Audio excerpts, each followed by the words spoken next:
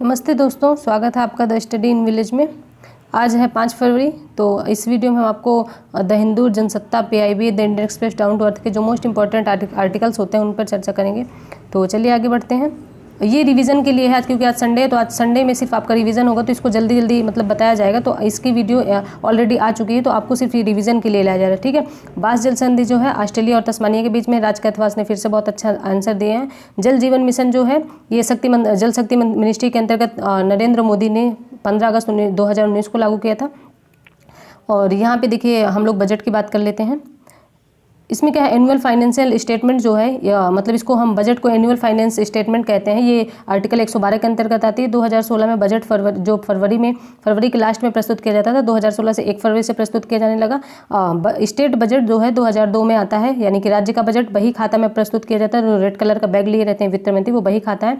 2021 से पेपरलेस हो गया है, यानी कि अब उस बैग में, रेड कलर के बैग में कागज की जगह लैपटॉप होता है। ठीक है। अमृतकाल का पहला बजट था, 25 वर्ष का अमृतकाल है, 2022-24 से है। निर्मला सीतारमण जी 5वीं बार प्रस्तुत कर रही हैं। और इसकी हिस्ट्री के बारे में जान लेते हैं कुछ। तो ब्रिटिश भारत 1860 में जेम्स विल्सन ने प्रस्तुत किया था। फिर स्वतंत्र भारत 1947 में षणमुखम शेट्टी ने। फिर उसके बाद गणतंत्र दिवस जॉन मथाई ने 1950 में प्रस्तुत किया था, जॉन मेयर्ड। उसके बाद सर्वाधिक बार किसने प्रस्तुत किया था, मोरारजी देसाई ने 10 बार प्रस्तुत किया था। पहली महिला कौन है, इंदिरा गांधी है। इंदिरा गांधी जब बजट प्रस्तुत किया था उस टाइम पे वे प्रधानमंत्री थी, ना कि वित्त मंत्री। ठीक है। पूर्वकालिक महिला कौन है, और सर्वाधिक बार निर्मला सीतारमण जी। ठीक है। तो चलिए आगे बढ़ते हैं। देखिए, एक बार मैं वीडियो रिकॉर्ड कर चुकी है, लेकिन किसी कारणवश उसमें वॉइस नहीं है, तो ये फिर से रिकॉर्ड करने के फिर से रिकॉर्ड किया जा रहा है वीडियो। पता नहीं क्यों ऐसे दिक्कत हो रही है, 2-3 दिन से लगातार। इसको देखना पड़ेगा क्या दिक्कत हो रही है। ठीक है। क्योंकि मैं जब भी कोई वीडियो रिकॉर्ड करती हूँ 2-3 बार उसको रिकॉर्ड करना ही पड़ता है, तभी वो सही रिकॉर्ड हो पाती है। आर्थिक विकास दर कितनी है 2022-23 की, 7 है। और 2023-24 की कितनी है, 6 है। पूरे विश्व में सबसे तेजी से बढ़ती हुई अर्थव्यवस्था इंडिया को माना गया है। और देखिए, उसके बाद पीएम गरीब कल्याण योजना को 1 जनवरी 2023 से लागू कर दिया गया है। इसमें ये कहा गया है कि मतलब जो गरीबों को मुफ्त अनाज दिया जाएगा 1 जनवरी, इसको 1 साल के लिए बढ़ाया गया है। कोरोना टाइम पीरियड एक लागू हुई थी, जो कि दिहाड़ी मजदूर होते हैं, डेली काम करते हैं, फिर डेली अपना भोजन के जुगाड़ करते हैं, तो उनके लिए है। ठीक है। तो चलिए आगे बढ़ते हैं। फिर 2014 से तुलना की गई तो प्रति व्यक्ति आय कितनी है, 1.97। और कितना अर्थव्यवस्था क्या है, 10वीं से 5वीं अर्थव्यवस्था बन गई, ब्रिटेन को पीछे छोड़कर। भारत स्वच्छ भारत मिशन 2014 में लागू किया था, तो मतलब 2014 अक्टूबर 2014 को लागू किया था।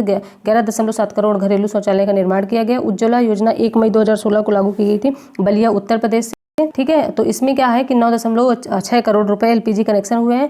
पीएम जनधन योजना 28 अगस्त 2014 को लागू की गई थी। इसमें मतलब पैसा खर्च किया गया जो 47.8 करोड़। ठीक है। फिर पीएम सुरक्षा बीमा योजना, पीएम सुरक्षा बीमा पीएम सुरक्षा एवं पीएम जीवन ज्योति योजना। ठीक है। इसको 44.6 करोड़ रुपए व्यक्तियों को बीमा देने के लिए कहा गया। उसके बाद है पीएम किसान सम्मान निधि योजना, 11.4 करोड़ से अधिक किसानों को 22.2 लाख रुपए नगद स्थानांतरण। ठीक है। उसके बाद चलिए आगे बढ़ते हैं। अमृतकाल में क्या हुआ कि अमृतकाल में के अंतर्गत 3 चीज़ रखी गई हैं। इसमें क्या है, युवा वर्ग के लिए विशेष ध्यान, रोजगार सृजन और सुदृढ़ और स्थित आर्थिक वातावरण। ठीक है। उसके बाद देखिए यहाँ पे क्या है, महिलाओं के लिए आर्थिक सशक्तिकरण, विश्वकर्मा एक योजना चलाई गई है, जो कि मतलब पारंपरिक शिल्पकार हैं उनको बढ़ावा देने के लिए। तो इसमें क्या क्या दिया जाएगा, तो वित्तीय समर्थन, कौशल विकास, बाजार, डिजिटल साक्षरता और पर्यटन के लिए हरित विकास, हरित खेती, हरित ऊर्जा और हरित भवन की बात की जा रही है। ठीक है।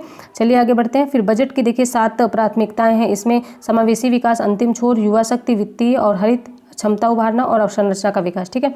चलिए आगे देखते हैं। समावेशी विकास के अंतर्गत देखिए कौन कौन से पहले नंबर पर है समावेशी विकास। उसके अंतर्गत क्या क्या रखे गए, तो एग्रीकल्चर, हेल्थ और एजुकेशन। ठीक है। कृषि वर्धक निधि, एग्रीकल्चर एक्सीलेटर फंड, युवा उद्यमी, ग्रामीण क्षेत्र। ठीक है। आत्मनिर्भर बागवानी स्वच्छ पौध कार्यक्रम के अंतर्गत अगर किसी को चाहिए तो पैसे मतलब ऋण के रूप में मिल सकते हैं। इसमें भी ऋण के रूप में जो युवा हैं, अगर कृषि से संबंधित कुछ कार्य करना चाहते हो, ग्रामीण क्षेत्र है, तो उनको मिलेगा। ठीक है। मतलब उनको लोन दिया जाएगा। फिर इसमें मिलेट है, इसमें श्री अन्न है। देखिए मिलेट में मिलेट के अंतर्गत कौन कौन सी फसलें आती हैं हमारे लिए, ये इंपॉर्टेंट है। तो ज्वार, रागी, बाजरा, कुटकी और की मतलब सामा। ठीक है। तो इन्हीं फसलों को अब हम श्री अन्न कहते हैं, यानी कि जो मोटा अनाज होते हैं उनको हम श्री अन्न से पुकारेंगे। तो पोषण प्लस खाद्य दो किसानों का कल्याण के लिए सबसे बड़ा मतलब मोटे अनाज का सबसे बड़ा उत्पादक कौन है, तो भारत है, और दूसरा सबसे बड़ा निर्यातक है। इसके अंतर्गत इसका अनुसंधान कहाँ है, तो हैदराबाद में है। ठीक है। भारतीय बाजरा अनुसंधान संस्थान उत्कृष्टता केंद्र हैदराबाद में। ठीक है। इसके बाद कृषि के ऋण के लिए 20 लाख करोड़ रुपए दिए जाएंगे, जिसमें फसल मतलब देखिए कृषि में सिर्फ फसल नहीं आती, इसमें पशुपालन, डेयरी और मत्स्य पालन भी आता है, यानी मछली पालन। ठीक है। चलिए आगे बढ़ते हैं। इसमें स्वास्थ्य, शिक्षा और कौशल विकास से संबंधित बात की जा रही है। तो सिकल सेल एनीमिया उन्मूलन की बात की जा रही है। इसमें जनजातीय क्षेत्रों में जो मतलब ये होता है, इसमें एनीमिया में क्या होता है कि जो आरबीसी होती है उनमें कमी आ जाती है, इनका आकार हंसी आकार हो जाता है, जिससे व्यक्ति की मृत्यु हो जाती है, आरबीसी में कमी आती है। तो इसको 2024 तक खत्म करने की बात की जा रही है। जिला शिक्षा एवं प्रशिक्षण संस्थान की बात की जा रही है कि शिक्षकों को नवाचार और तकनीक से जोड़ा जाएगा। बच्चों एवं किशोरों के लिए राष्ट्रीय डिजिटल पुस्तकालय खोले जाएंगे। वो लाइब्रेरी होती है उसमें डिजिटलीकरण होगा, उसमें आपको प्रत्येक पुस्तक मिलेगी, लेकिन वो लैपटॉप मतलब कि आप ऐसे लगा रहेगा एक मतलब डिजिटल माध्यम से, यहाँ पे एक बुक चलती रहेगी लैपटॉप में, तो आपको देखना वो सारी चीज़ें देखती रहेंगी, आप उसको पढ़ते रहें। ठीक है। प्राथमिकता 2 के अंतर्गत देखिए अंतिम छोर में व्यक्ति जो है उस तक पहुंचने उसकी बात की जा रही है। तो इसमें क्या है कि आकांक्षी ब्लॉक कार्यक्रम में 50 ब्लॉक का 500 ब्लॉक शामिल करे गए हैं। ये मतलब इसके तर्ज पर है, आकांक्षी जिला के तर्ज पर है, जिसमें 112 जिले शामिल किए गए थे। इसमें स्वास्थ्य, पोषण, शिक्षा और कृषि आधारभूत संरचनाओं से संबंधित कार्य किया जाएगा। उसके बाद प्रधानमंत्री PVGT के बारे में बात की जा रही है। इसमें इसके बारे में कहा गया ढेबर आयोग 1973 की बात कीजिए, अलग ग्रुप इसको बनाया गया। 75 इसमें जनजातियां हैं और इसमें सर्वाधिक मतलब कहाँ है, उड़ीसा में। इसके अंतर्गत वो मतलब वो जनजातियां आती हैं जो कि निजर के बहुत करीब है, उन्हें मतलब भारत की मुख्य भूमि से बिल्कुल मतलब नहीं होता। ठीक है। कौन सा आयोग है, तो ढेबर आयोग। ऊपरी भद्रा योजना के लिए केंद्र सरकार ने इसको मतलब कुछ ऋण देने के लिए, मतलब उसके लिए कुछ खर्च देने की बात की, सूखा से निपटने के लिए किसके द्वारा चलाई गई, कर्नाटक के द्वारा। कौन सी योजना है, ऊपरी भद्रा योजना। ठीक है। उसके बाद भारत श्री एक योजना है, इसका फुल फॉर्म क्या है, भारत सुरक्षा साक्षा पोर्ट मतलब पुरालेख निदान। इसके अंतर्गत 1 लाख प्राचीन पुरालेखों का डिजिटलीकरण किया जाएगा, क्योंकि जो चीज़ें भौतिक रूप में होती हैं उनका क्षरण हो जाता है, तो आने वाली पीढ़ी को दिखाने के लिए। ठीक है। उसके बाद तीसरे पे है आपका अवसंरचना और निवेश। प्रभावी पूंजीगत व्यय 13.7 लाख करोड़ होगा। इसमें GDP का 4.5 होगा। और रेलवे के लिए जो चीज़ें बताई गई हैं कि 2.40 लाख रुपए इसमें खर्च किए जाएंगे। ठीक है। प्राथमिकता 4 है सक्षमता के सामने लाना। इसमें क्या है, आई गॉट कर्मयोगियों की योजना चलाई गई। इसके अंतर्गत ऑनलाइन से जो मतलब देखिए क्या हुआ, जो सिविल सेवक है उनको प्रशिक्षण देना, ताकि वो पारदर्शिता और जवाबदेही के प्रति मतलब भ्रष्टाचार को रोका जा सके। ठीक है। उसके बाद स्थायी खाता, यानी कि पैन कार्ड जिनके पास है और वो एक व्यवसायी है, तो वो अपना उसको पहचान पत्र के रूप में यूज कर सकते हैं। उसके बाद ई न्यायालय की बात की गई, इसका तीसरा चरण शुरू कर दिया गया है। इसमें कारगर न्यायालय की बात की जा रही है। ठीक है। फिर उसके बाद 5G के लिए 100 प्रयोगशालाओं का निर्माण किया जाएगा 5G के लिए, जिसमें इसमें 5G से संबंधित मतलब बातें बताई जाएंगी। ठीक है। 1 अक्टूबर 2022 को शुरू हुए थे। प्राथमिकता 5 में क्या है, प्राथमिकता 5 इसमें हरित विकास के बारे में है। मिशन लाइफ ये गुजरात के द्वारा शुरू की गई थी। प्रधानमंत्री नरेंद्र मोदी ने गुजरात में शुरू की थी। पृथ्वी को सेव करना, ठीक है, उसको प्रदूषित नहीं करना। 2070 तक हमने कहा कि नेट जीरो यानी कि शून्य कार्बन उत्सर्जन करेंगे, ये आपका टारगेट है। पंचामृत योजना एक यूपी में है, लेकिन यहाँ पे इस पंचामृत योजना की बात नहीं की जा रही है, जलवायु परिवर्तन की बात की जा रही है। ठीक है। तो चलिए आगे बढ़ते हैं। हरित हाइड्रोजन मिशन के अंतर्गत बात की जा रही है। इसमें 2030 तक 5 मीट्रिक मिलियन टन वार्षिक उत्पादन होगा। और पीएम प्रणाम पृथ्वी के लिए है ये, और पृथ्वी को स्वच्छ करना। इसमें देखिए इसको अच्छे से याद रखिएगा, पृथ्वी के प्रदूषण को कम करना, रासायनिक उर्वरक को सीमित करना, भूमि प्रदूषण को रोकना, और गोबर प्लस नैनो यूरिया को मतलब यूज़ करना। ठीक है। गोबर स्कीम है, गोवर्धन स्कीम। इसमें क्या है, galvanising organic bio agro resources धन इसका फुल फॉर्म है। ठीक है। 500 अपशिष्ट आमदनी संयंत्र लगाए जाएंगे। 10,000 बायो इनपुट रिसोर्स केंद्र होंगे, और उद्देश्य क्या है, प्राकृतिक खेती को बढ़ावा देना। ठीक है। उसके बाद मिष्टी एक योजना चलाई गई है। मिष्टी योजना के अंतर्गत क्या है कि पर्यावास को मतलब कि जो मैंग्रोव वन होते हैं या फिर जो मतलब किनारे के एरिया होते हैं, वहाँ पे बात की जा रही है कि लवणीय भूमि का विकास किया जाएगा, उसे से संबंधित कुछ टारगेट रखे गए। ठीक है। उसके बाद फिर अमृत धरोहर है, आर्द्र भूमि के संरक्षण के लिए 3 साल है। इसमें 75 रामसर साइट है इंडिया में, और सर्वाधिक कहाँ, तमिलनाडु में। ठीक है। उसके बाद है प्राथमिकता 6 युवा शक्ति। प्रधानमंत्री कौशल विकास योजना के अंतर्गत मतलब प्रधानमंत्री कौशल विकास योजना 4.0 की बात की जा रही है। तो इसमें 30 स्किल इंडिया इंटरनेशनल सेंटर और robotics plus 3D plus drone की बात की जा रही है, इसका विकास किया जाएगा। फिर देखो अपना देश, जो मध्यम वर्ग है जिनके पास बहुत पैसे नहीं होते और वो बाहर जाने की इच्छुक हैं, तो ये कहा जा रहा है कि वो अपने देश में कुछ चीज़ें देखें और अपने देश को बढ़ावा दिया जा रहा है, यानी कि अपने देश में जो देखने लायक चीज़ें हैं उसको देखें, जिससे भारत की ही इकोनॉमिक मजबूत होगी। ठीक है, इकोनॉमी। फिर उसके बाद है वाइब्रेंट विलेज प्रयोग, सीमावर्ती गांव है, इसके बारे में बात की जाएगी। यूनिटी मॉल से संबंधित एक मॉल खोला जाएगा, उसमें जो फेमस चीज़ें किसी एरिया की उसको लाके रखा जाएगा, तो इसको यूनिटी मॉल कहा जा रहा है। उसके बाद 7 क्या है, वित्तीय क्षेत्र। इसमें राष्ट्रीय वित्तीय सूचना रजिस्टर की बात की जा रही है। और फिर उसके बाद महिला सम्मान बचत में क्या है, 2 वर्ष का होगा, 2025 तक है, 7.5 ब्याज दर है, 2 लाख जमा सुविधा होगी। वरिष्ठ नागरिक बचत योजना के अंतर्गत 5 लाख से 3 लाख जमा होंगे। ठीक है, यानी कि 15 अभी तक वरिष्ठ नागरिक बचत योजना में 15 लाख जमा किए जा सकते थे, अब 30 लाख जमा किए जा सकते हैं।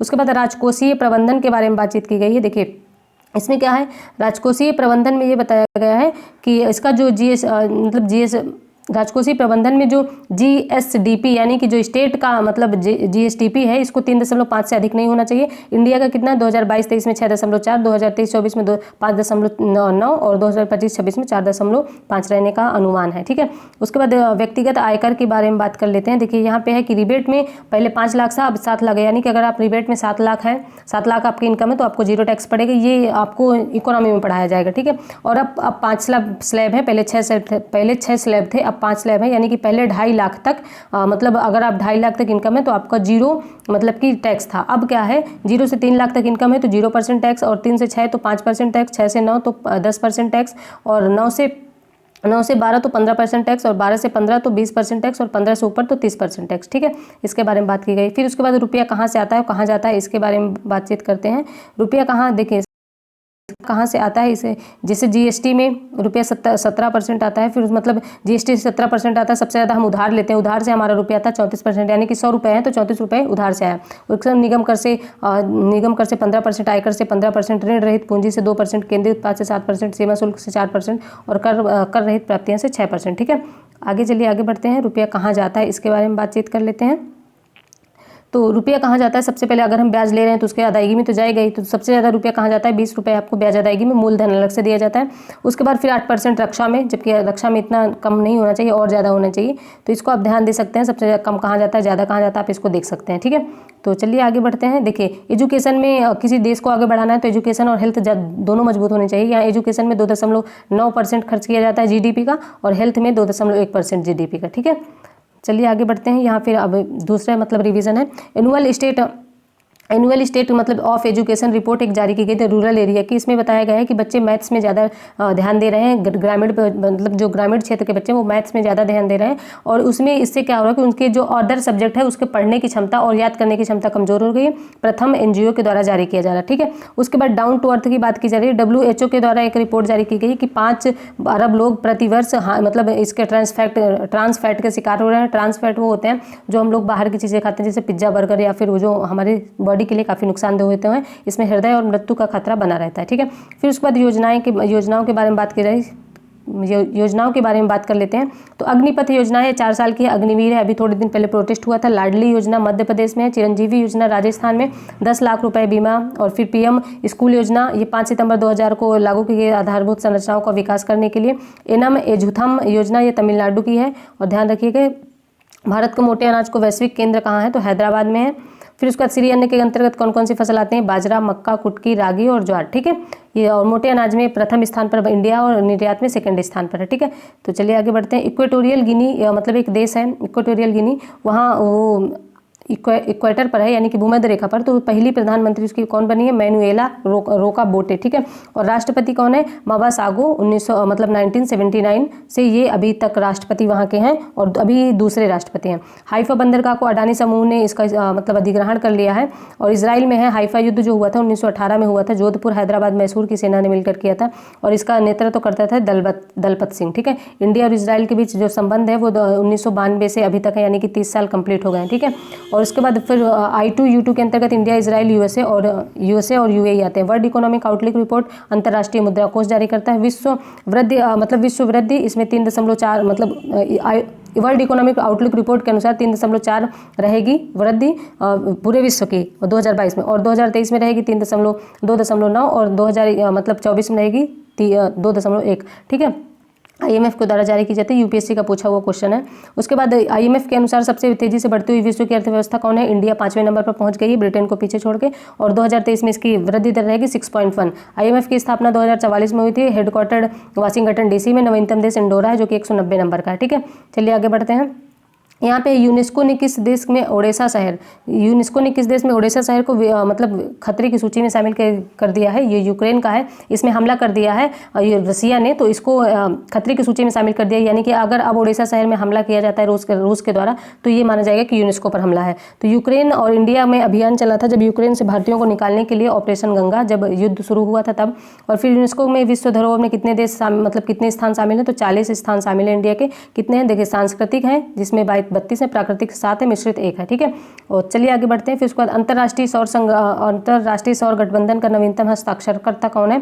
तो ये कांगो गणराज्य है, इसके बारे में बात की जा रही है। ये मतलब कांगो गणराज्य अफ्रीका का देश है जो कि भूमध्य रेखा पर। ठीक है, उसके बाद ISA अंतर्राष्ट्रीय सौर गठबंधन, इसका हेडक्वार्टर गुरुग्राम में है और COP28 में इसकी स्थापना हुई थी 2015 में। ठीक है, और फिर इसको ध्यान में दीजिएगा, इंडिया फ्रांस का। फिर उसके बाद है भूमध्य रेखा को 2 बार काटने वाली नदी कौन सी है? तो कांगो नदी, कांगो के पास ही। कांगो गणराज्य अलग है और कांगो राज्य, मतलब कांगो गणराज्य एक दूसरा देश है और कांगो एक दूसरा देश है। ठीक है, तो इसका ध्येय वाक्य क्या है? वन सन, वन वर्ल्ड और वन ग्रिड। ठीक है, ISA का ध्येय वाक्य है। ठीक है, अंतर्राष्ट्रीय सौर गठबंधन का। उसके बाद फिर देखिए, मकर रेखा को 2 बार काटने वाली नदी कौन सी है? तो लिम्पोपो नदी है, ये ध्यान दीजिएगा। इसका वन अर्थ वन फैमिली और वन फ्यूचर किसका ध्येय वाक्य है? तो वसुधैव कुटुंबकम। और one earth one family one future किसका है? G20 का। G20 की 18वीं बैठक है जो कि इंडिया में हो रही है। ठीक है, तो उसके बाद है भारत के स्थानीय भाषाओं में डिजिटल दुनिया में बढ़ावा देने के लिए प्रोजेक्ट एलोरा चलाया गया है और स्थानीय भाषाओं को अधिक जानकारी देने के लिए इसको किसने? माइक्रोसॉफ्ट ने। इसमें 3 भाषाओं को जोड़ लिया गया है। कौन कौन सी भाषाएं हैं? देखिए, गोंडी, मिश्मी और मुंडारी। ठीक है, इनको याद रखिएगा। एलोरा का फुल फॉर्म आप बताइएगा। एलोरा का कैलाश मंदिर एक है महाराष्ट्र में। एलोरा का कैलाश मंदिर महाराष्ट्र में है जो कि राष्ट्रकूट वंश है, कृष्ण प्रथम ने बनवाया था। इसकी विशेषता क्या है कि एक ही पहाड़ी को काट के बनाया गया था। उसके बाद सूर्य का कोणार्क मंदिर है, गंग वंश ने बनाया था उड़ीसा में। ये नरसिंह फर्स्ट ने बनाया था सूर्य मतलब कोणार्क का सूर्य मंदिर। ठीक है, उसके बाद देखिए आगे है, हाल ही में मतलब MPC द्वारा सौर मंडल में स्थित किस ग्रह के आसपास नए 12 ग्रह की खोज की गई? तो बृहस्पति के आसपास 12 ग्रह की खोज की गई। ठीक है, सांझ का तारा हम किसे कहते हैं? तो शुक्र को कहते हैं। 1 मिनट, सांझ का तारा हम शुक्र को कहते हैं। सबसे बड़ा तारा बृहस्पति, सूर्य के नजदीक कौन है? बुध। मतलब एस्ट्रोलाइट बेल्ट किसके बीच है? तो मंगल और बृहस्पति के बीच है। मंगल के 2 ग्रह कौन कौन से हैं? तो एक है फोबोस और डिमोस। मंगल ग्रह में मीथेन गैस पाई जाती है। ठीक है, तो फिर उसके बाद आगे बढ़ते हैं। देखिए, हाल ही में दिसंबर में 2023 में भारत की पहली हाइड्रोजन ट्रेन वंदे मेट्रो चलेगी दिसंबर में। और ये कौन बता रहा है? अश्विनी वैष्णव। ये कौन से मंत्रालय के मिनिस्टर हैं? ठीक है, बताइएगा आप। फिर उसके बाद आगे, वर्ल्ड की फर्स्ट हाइड्रोजन ट्रेन कहाँ चली थी? जर्मनी में। एशिया की फर्स्ट कहाँ चली थी? चाइना में। और फिर उसके बाद इंडिया में फर्स्ट इंडिया में कहाँ चली थी फर्स्ट? इंडिया में फर्स्ट कहाँ चली थी? तो सोनीपत में। ठीक है, सोनीपत में चली थी। और फिर उसके बाद हरियाणा की पहली मतलब हरियाणा भारत में पहली वंदे भारत ट्रेन किन 2 स्थानों पर चली? तो दिल्ली से वाराणसी, जिसको हम ट्रेन 18 भी कहते हैं। ठीक है, और उसके बाद निर्माण किसने किया? ये आप बताइएगा। ये सारे क्वेश्चन आपके लिए छोड़े दिए जाते हैं ताकि आप भी कुछ बताएं। दक्षिण भारत की पहली वंदे भारत कौन सी है? तो मैसूर से चेन्नई चली थी। और भारत की पहली अंडर वाटर मेट्रो ट्रेन कहाँ चली थी? कोलकाता में, हुगली में। हरियाणा की अंतर्राष्ट्रीय सूरजकुंड मेला शुरू किया गया, 36वें नंबर का है। इसके इस बार देश मतलब इसका जो पार्टनर देश है वो CSO है। CSO के अंतर्गत कितने देश आते हैं? इसकी स्थापना कब हुई थी? ठीक है, तो ये 2023 में इसकी मेजबानी कौन कर? CSO की, यानी कि संघाई सहयोग संगठन की मेजबानी 2023 में इंडिया करने वाला है। और ये जो अंतर्राष्ट्रीय सूरजकुंड मेला है ये कब चलेगा? तो 3 से 9 फरवरी 2023 तक चलेगा। कहाँ होगा? फरीदाबाद में। इसका थीम स्टेट है उत्तर पूर्वी राज्य, इस बार इसके थीम स्टेट है। ठीक है, इसका पार्टनर देश कौन है? तो पार्टनर देश CSO है, तो इसको आप ध्यान रखिएगा। और CSO के अंतर्गत कौन कौन से देश आते हैं? कौन मतलब इसकी स्थापना कब हुई थी? कितने देश आते हैं? कौन कौन से? ठीक है, आप इसके क्वेश्चन के आंसर जरूर दें। और आई होप आपको चीज़ें समझ में आई होंगी। थोड़ा जल्दी था, मतलब थोड़ा जल्दी रिविजन था, इसलिए आपको थोड़ा जल्दी बता दिया गया। अगर आपको थोड़ा मतलब कि लग रहा होगी मैं जल्दी बोल रही हूँ, तो उसमें यूट्यूब पे एक ऑप्शन आता है, उसको आप मतलब धीमे करके सुन सकते हैं। और वीडियो अच्छी लगी तो प्लीज़ लाइक सब्सक्राइब शेयर करें। अपने परिवार और अपने हेल्थ का ध्यान रखें। अपनी स्टडी कंटिन्यू करें। मिलते हैं नेक्स्ट वीडियो में। धन्यवाद।